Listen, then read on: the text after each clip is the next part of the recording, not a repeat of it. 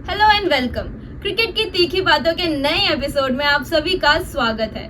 सबसे पहले मैं आप सभी को बता देती हूँ कि आईपीएल की जो 4 टीमें हैं प्लेऑफ्स में क्वालिफाई कर चुकी हैं। अब आपको उनका नाम भी बता देती हूँ। पहली टीम है केकेआर, दूसरी आरआर, तीसरी एसआरएच और चौथी आरसीबी जिसके चांसेस बहुत कम थे पर उन्होंने वो कर दिखाया है जो उनके फैंस उनसे हमेशा से उम्मीद लगाते थे। सीएसके के फैंस का दिल काफी ज्यादा टूटा है पर क्या कर सकते हैं, खेल है, हार जीत तो चलती ही रहती है। तो आज हम जिस टॉपिक पे बात करने वाले हैं, 2 टॉपिक्स पे बात करेंगे हम। जो हमारा पहला टॉपिक होगा वो होगा इम्पैक्ट प्लेयर्स। मतलब इम्पैक्ट प्लेयर्स का इंट्रोडक्शन जो है लास्ट सीजन हुआ था, तो ये सही है या गलत है, गोइंग फॉरवर्ड ये चलना चाहिए या नहीं चलना चाहिए, इस पर हम आज चर्चा करेंगे। और जो दूसरा टॉपिक है वो है एमएसडी ने, जो आप सभी ने देखा होगा इंटरनेट पे काफी चर्चा चल रही है कि एमएसडी ने हाथ नहीं मिलाया था आरसीबी के प्लेयर्स से, वो ऐसे ही ड्रेसिंग रूम में चले गए थे। तो दूसरा टॉपिक हमारा वो होने वाला है। मेरे साथ मौजूद है अर्पित और अंकित। तो सबसे पहले जो मैं पूछूंगी, मैं अर्पित से पूछूंगी कि आपका क्या नजरिया, मतलब इम्पैक्ट प्लेयर रूल पे आप क्या कहना चाहते हैं? मेरे हिसाब से ये जो impact player rule last year announce हुआ था आईपीएल में, ये बहुत ही अच्छा है बिकॉज इससे टीम्स को फायदा हो गया। इससे जो टीम्स का बैटिंग लाइनअप है वो थोड़ा लंबा हो गया है। एक एक्स्ट्रा बॉलर मिल जाता है अगर बाद में बॉलिंग कर रहे हैं टीम्स, तो अगर छोटा टोटल डिफेंड कर रहे हैं तो एक्स्ट्रा बॉलर है आपके पास, बड़ा टोटल चेस कर रहे हैं तो एक एक्स्ट्रा बैटर है आपके पास। तो वो आपको जो क्वेश्चन मिलता है एक एक्स्ट्रा प्लेयर का, वो बहुत अच्छा है और इस रूल की वजह से काफी टीम्स को फायदा हुआ है। ओके, तो अब मैं पूछना चाहूंगी अंकित से। अंकित, आपका क्या कहना है? देखिए हिमांशी, अर्पित की बात से मैं डिसएग्री करूंगा और मैं बस ये कहना चाहूंगा। देखिए इम्पैक्ट प्लेयर का रूल मैं पढ़ रहा था स्टैट्स में, आपको बताता हूँ कुछ ही टीमें हैं जिन्होंने बेहतरीन तरीके से इसका इस्तेमाल किया है। जैसे फॉर एग्जांपल सीएसके में अगर आप शिवम दुबे को देखेंगे, यार कुछ ऑलराउंडर्स हैं। अगर हम बात करते हैं राजस्थान रॉयल्स की, तो उन्होंने ना हॉर्सेस फॉर कोर्सेस के साथ गए। कई बार ऐसा है कि 6 बल्लेबाज के साथ हो गए और डिपेंडिंग ऑन सिचुएशन और बॉलर मंगा दिया, बैट्समैन मंगा दिया। मुझे ऐसा लगता है ना कि बहुत ज़्यादा फेवरिंग जो की गई है इम्पैक्ट प्लेयर की, वो बल्लेबाजों के फेवर में की गई है। बैटिंग बेसिकली हुआ ये है कि अगर आप चेस कर रहे हो तो बल्लेबाजी वाली टीम है तो बल्लेबाज को बुला दिया इम्पैक्ट प्लेयर, अगर आप पहले बॉलिंग कर रहे हो तो बॉलिंग में बॉलर को बुला दिया। बट कहीं ना वो बैलेंस नहीं बनाता गेम का। एक इक्वल बैलेंस बना के चलती चीजें तो ज़्यादा बेहतर होती है। मुझे ऐसा लगता है कि गोइंग फॉरवर्ड इम्पैक्ट प्लेयर का रूल चला जाएगा, क्योंकि एक तो सारी टीमें अभी तक समझ ही नहीं पाएंगी इसको यूज कैसे करना है, और अगर यूज भी कर पाएंगे ना तो गेम ऑलरेडी बहुत ज्यादा बैट्समैन डोमिनेटेड हो चुका है। तो वो फेवर में एक बैलेंस जब तक अगर आप नहीं लाओगे ना तो T20 क्रिकेट का चार्म धीरे धीरे खत्म हो जाएगा। और मुझे ऐसा लगता है कि वो T10 से रिप्लेस हो सकता है गोइंग फॉरवर्ड। देखिए, जो अंकित सर ने अभी बताया कि जैसे T20 का चार्म खत्म हो जाएगा, टीम्स अच्छे से इस्तेमाल नहीं कर पाएंगे, मेरा ऐसा मानना है कि रूल बहुत अच्छा है, बहुत अच्छा कॉन्सेप्ट है, पर अभी तक टीम्स को धीरे धीरे यूज़ करना नहीं आया। अभी 2 ही सीजन हुए हैं, हमने देखा कि कुछ टीम्स ने, जैसे पंजाब किंग्स ने इस बार बहुत अच्छा यूज़ करा। शशांक सिंह और आशुतोष शर्मा, 2 प्लेयर हमें इम्पैक्ट प्लेयर की वजह से मिले, 2 इतने अच्छे फिनिशर्स। आशुतोष शर्मा ने एक मैच भी जिताया पंजाब किंग्स को, सिर्फ वो इम्पैक्ट प्लेयर की तरह आए मैच में और मैच जिता के लेके गए। तो मेरे हिसाब से रूल अच्छा है, पर अभी इस पे थोड़ा और काम करने की ज़रूरत है ताकि टीम्स को थोड़ा और बताया जाए, थोड़ा और वो समझे। अगर इसका बेटर इम्प्लीमेंटेशन हुआ तो ये रूल बहुत अच्छा, बहुत फ़ायदा कर सकता है। तो देखते हैं क्या होता है, क्योंकि देखो गोइंग फॉरवर्ड हिमांशी, अगर आप देखते हो, अर्पित आप भी देखते हो, तो अभी मुझे ऐसा लगता है कि यूज़ नहीं करना चाहिए, क्योंकि ऑलरेडी जैसे मैं फिर से कहूँगा कि बहुत ज़्यादा डोमिनेटेड हो चुका है बल्लेबाजों के फेवर में। जैसे बल्ले आ चुके हैं, जो इनोवेटिव बल्ले आप यूज़ कर रहे हो, जो आप रूल्स देख रहे हो, मोस्टली वो बैट्समैन के फेवर में है। तो यहाँ बॉलर को ना कोई स्कोप ऑफ चांसेस नहीं दिखते गेम में कम बैक करने का। तो मुझे नहीं लगता कि इम्पैक्ट प्लेयर ज़्यादा सर्वाइव कर पाएगा और T10 रिप्लेस कर सकता है। इम्पैक्ट प्लेयर जो है वो is not limited to batsman only. Mostly टीमों ने यूज किया हुआ है, मोस्टली टीमों ने उसको बल्लेबाजों के, अगर मैं स्टैट्स जैसे बता रहा हूँ, बहुत सारी टीमों ने सिर्फ एज अ बैट्समैन के फेवर में इसको यूज किया हुआ है, जो कि अनड्यू एडवांटेज भी हो सकता है और डिसएडवांटेज भी हो सकता है। अभी समझ में किसी को आ नहीं रहा है कि रूल है क्या।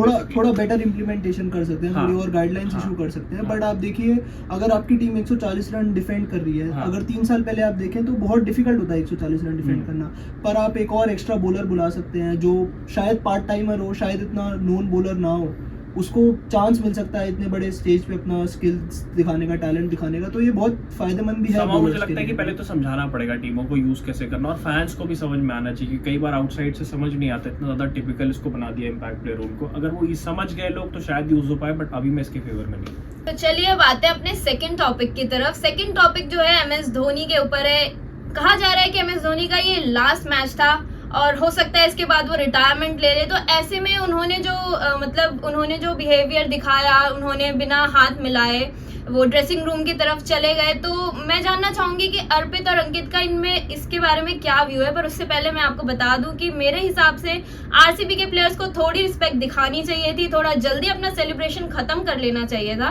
पर देखते हैं कि अर्पित क्या बोलते हैं इस बारे में। देखिए ये बहुत मैं आपकी बात से बिल्कुल भी अग्री नहीं करूंगा जो आपने बोला कि आरसीबी के प्लेयर्स को रिस्पेक्ट दिखाना चाहिए था, बिकॉज आरसीबी के लिए एक बड़ी चीज़ है एज अ फ्रेंचाइज। वो लगातार 5 मैच हारे थे, वो बहुत नीचे थे पॉइंट्स टेबल में, लास्ट पोजीशन पे थे। उसके बाद उन्होंने ऐसा कमबैक करा, लगातार 6 मैच जीते हैं अगेंस्ट ऑल ऑड्स और उन्होंने जीता है, तो ये उनके लिए बहुत बड़ी चीज़ थी। सीएसके जैसी टीम को हराना कोई छोटी बात नहीं है। एंड जब तक धोनी लास्ट ओवर में खड़े हैं, बैटिंग कर रहे हैं, तो उसके बाद धोनी शायद थोड़ी देर और रुक सकते थे, या किसी को पता नहीं है कि वो जल्दी ड्रेसिंग रूम में क्यों गए, किसी को आइडिया नहीं है इस चीज़ का। पर बाद में जैसे आपने देखा कि विराट कोहली उनसे बाद में मिलने गए थे, तो ऐसा नहीं है कि आरसीबी आपको नहीं लगता कि ऐसे सेलिब्रेट कर रही थी जैसे टाइटल जीत गई हो?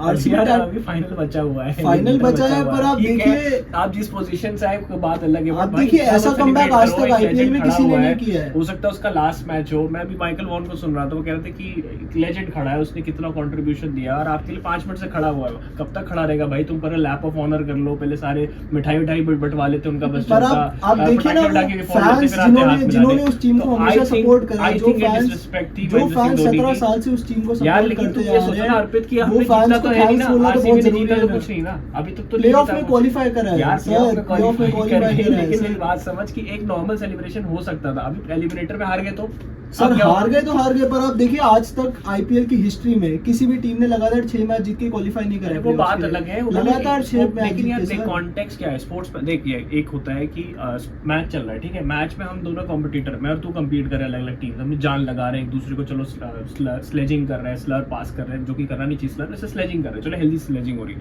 भाई। मैच खत्म हो गया, एंड खत्म, अब थोड़े तुम उस कैरेक्टर के अंदर आपको नहीं लगता जैसे सीएसके की पूरी टीम ऋतुराज गायकवाड़ सबसे पहले आए अपनी पूरी टीम को लेके हाथ मिलाने फील्ड पे, क्या आपको नहीं लगता धोनी जैसे प्लेयर को उस लाइन में आना चाहिए था? सबके लिए आना चाहिए था, लेकिन वो बड़ा गेम से बड़ा तो प्लेयर नहीं ना, गेम से बड़ा तो कोई रहेगा भाई, एक नियम होता है सर, उसको लाइन में आना चाहिए था, सब प्लेयर से हाथ मिलाना चाहिए था। वेट किया, देखो वीडियो में आप देखोगे तो उसने वेट किया, लेकिन उसके प्लेयर्स आए लाइन में, सीएसके प्लेयर्स आए लाइन में, सबने एक दूसरे से हाथ मिलाया। नहीं यार देखो, और धोनी नहीं आया उस लाइन में। पता है कि उसका लास्ट सीजन हो सकता है, और मैं आपको बता दूं क्यों हो सकता है। तो डेफिनेटली एज एक फैक्टर हम हमेशा बोलते हैं, लेकिन ही इज नॉट फिट। अगर आप पूरा टूर्नामेंट पे देखें, इस बार वो फिट नहीं है। इवन अगर हिमांशी और अर्पित आप नोटिस करोगे कि जब वो हाथ मिला के जा रहा था वापस, तो उनके पैर में दिक्कत, ऐसा लग रहा था कि वो लिम्प कर रहे हैं, उनको प्रॉब्लम है, कर रहे थे। पर सर अब देखिए धोनी अपने आप को गेम से बड़ा समझने लगे, वो लाइन में प्लेयर से हाथ मिलाने नहीं बड़ा नहीं समझा, उससे बड़ा हम्बल क्रिकेटर ही नहीं है कोई। देखो वो एरोगेंट बिहेवियर था कि वो पहले ड्रेसिंग रूम में चले गए किसी से बिना मिले। देख उसको हो सकता है फिजिकल प्रॉब्लम। मैंने एक क्लिप देखी जिसमें फैन ने उनके साथ फोटो खिंचवाने के लिए बोला, पर उन्होंने मना कर दिया। ऐसा नहीं है, धोनी तो बहुत हम्बल है। मतलब हो सकता है कि इंस्टेंस तो किसी का मूड वैसा हो सकता है, बट 99% तो सर इसमें आप आरसीबी प्लेयर्स को ब्लेम नहीं कर सकते कि ब्लेम तो मैं करूंगा यार, इतना सेलिब्रेट करने की क्या जरूरत है? ये सारा कप नमदे अभी कंप्लीट तो हुआ है, अभी तो जीते, इस सारा कप नमदे इस बार कंप्लीट हो सकता है। सीएसके को हराया है, बड़ी बात है, छोटी बात नहीं है, मैं मानती हूँ। पर फिर भी थोड़ा दोनों ही टीम्स को, मुझे लगता है दोनों ही टीम्स को ध्यान रखना चाहिए था। थोड़ा सा शायद धोनी वेट कर लेते, थोड़ा सा शायद आरसीबी अपना सेलिब्रेशन बाद में कर लेती, तो ये सिचुएशन, ये कंट्रोवर्सी क्रिएट नहीं होती। आरसीबी का बस नहीं था ना, पटाखा उठा के फोड़ देते। देखिए सेलिब्रेशन तो नॉर्मल सी चीज है, हर टीम जीत के सेलिब्रेट करती है। अब वो धोनी को होना चाहिए था कि वो खुद को गेम से बड़ा ना समझे, इतना एरोगेंट ना बने और फील्ड पे आके सबसे हाथ यार एरोगेंट टीम, मुझे लगता है बहुत ज्यादा सेलिब्रेशन हो गया था, और अभी कुछ बहुत बड़ा अचीव नहीं किया। अभी एलिमिनेटर जीतेंगे, क्वालीफायर 2 जीतेंगे, तब फाइनल पहुंचेंगे। अभी पहले आरसीबी के काफी अच्छे चांसेस है जीतने के, और सीएसके को बाहर कर दिया। Let's see. I don't think so. RCB is the best team to win this IPL title. For me, either KKR or SRH deserve to win.